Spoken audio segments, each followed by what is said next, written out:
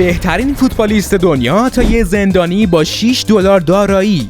چطور رونالدینیو به اینجا رسید؟ رونالدینیو ستاره سابق فوتبال برزیل همراه با برادرش در پاراگوئه بازداشت شده. اما داستان غم انگیز رونالدینیو از همون بچگی شروع شد. اون تو یکی از خطرناکترین شهرهای برزیل، پورتو آلگره، به دنیا اومد، جایی که جرم و جنایت همیشه تهدیدی جدی بود. خانواده‌اش درآمد خیلی کمی داشتن و به همین خاطر رونالدینیو و خواهر و برادراش توی یک کلبه چوبی کوچیک بزرگ شدن. از همون بچگی معلوم بود که اون باید راهی رو پیدا کنه تا زندگی خانواده‌اش رو بهتر کنه، ولی یه چیز باعث میشد که همه‌شون کنار هم بمونن: فوتبال. اما وضع مالیشون اونقدر بد بود که حتی نمیتونستن یه جفت کفش فوتبال درست حسابی واسه رونالدینیو بخرن. باباش برای اینکه بهش انگیزه بده بهش گفت اگه میخوای فوتبالیست حرفه‌ای بشی باید یاد بگیری بدون کفش بازی کنی تا کنترل بهتری روی توپ داشته باشی. شاید هم حرف باباش درست بود، چون روبرتو برادر بزرگترش تو سن 16 سالگی یه ستاره فوتبالی شد. رونالدینیو که 10 سال از برادرش کوچیک‌تر بود تمام تلاششو کرد که باباشو سربلند کنه.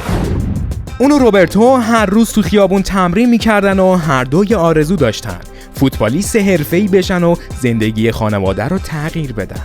باباشون میدونست که این بچه‌ها استعداد ویژه‌ای دارن، واسه همین بعد از کارش وقت آزادش رو باهاشون تمرین میکرد، تا اینکه بالاخره یه روز روبرتو یه قرارداد حرفه‌ای بست. باشگاه نه تنها بهش یه حقوق خوب میداد، بلکه یه خونه بزرگ با استخر هم به خانوادهشون هدیه کرد. خانواده از فقر نجات پیدا کرده بود. اما درست چند ماه بعد زندگی رونالدینیو برای همیشه تغییر کرد. اون با خوشحالی داشت برای جشن تولد 18 سالگی روبرتو به خونه برمیگشت، اما وقتی وارد خونه شد همه رو در حال گریه دید. باباش دچار حمله قلبی شده بود، تو استخر افتاد و غرق شد. مردی که همه چیزشون بود دیگه بینشون نبود. اما یه اتفاق بعد دیگه هم افتاد. روبرتو مصدوم شد. یه آسیب شدید به زانو باعث شد که 8 ماه از فوتبال دور بمونه. حالا دیگه همه نگاه‌ها به رونالدینیو بود و اون آماده بود که بدرخشه. تو دوران نوجوانی با تمام وجود تمرین کرد و جوابشو هم گرفت. یه روز تیمش 0-23 یه تیم دیگر رو شکست داد و نکته عجیبش این بود که هر 23 تا گل رو خودش زده بود. سال 1998 بالاخره لحظه بزرگ فرا رسید. گرمیو باش قرارداد بست و رونالدینیو به یه فوتبالیست حرفه‌ای تبدیل شد. روبرتو هم مدیر برنامه‌ها شد. موفقیت‌های پی در پی، اما یه غم بزرگ.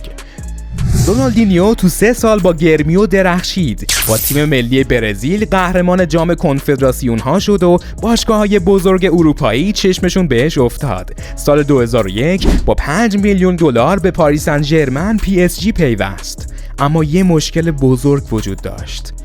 رونالدینیو به یه ستاره میلیونر تبدیل شده بود، اما تمرین دیگه براش اولویت نبود. هر شب توی کلوب‌های پاریس پارتی می‌کرد و فقط جمعه‌ها میومد تمرین، ولی با این حال تو زمین فوق‌العاده بود.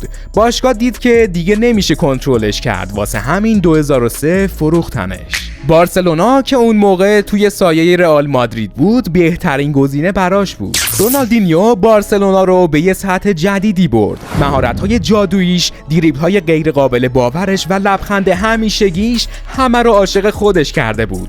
2 بار بهترین بازیکن سال فیفا شد. توپ طلا برد و قهرمان لیگ قهرمانان شد. ولی هیچ کدوم از اینا نمیتونست باباشو برگردونه. کم کم مشکلات دوباره شروع شد.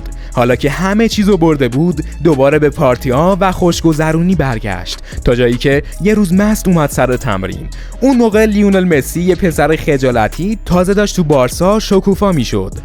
رونالدینیو خیلی کمکش کرد، ولی باشگاه نمیخواست مسی هم تحت تاثیر عادتهای بدش قرار بگیره. پس سال 2008 بارسا فروختش به آس میلان، باشگاهی که میخواست بهش یه فرصت دوباره بده. اما چی شد؟ دوباره افتاد تو همون عادتهای قدیمی و بعد از چند سال از میلان هم رفت و توی باشگاه‌های مختلف برزیلی بازی کرد. یه بند عجیب تو قراردادش بود، اجازه داشت هر شب پارتی کنه. سقوط رونالدینیو به پایین ترین نقطه. سال 2015 از فوتبال خداحافظی کرد ولی همچنان پول خرج می‌کرد. درگیر کلاهبرداری‌های رمزارز شد و مشکلاتی با مقامات برزیلی پیدا کرد. کار به جایی رسید که فقط $6 تو حسابش مونده بود. اما اوج فاجعه چی بود؟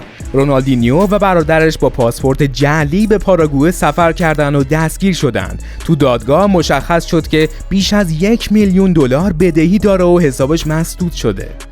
بعد از 32 روز تو زندان با پرداخت $1,600,000 وثیقه آزاد شد.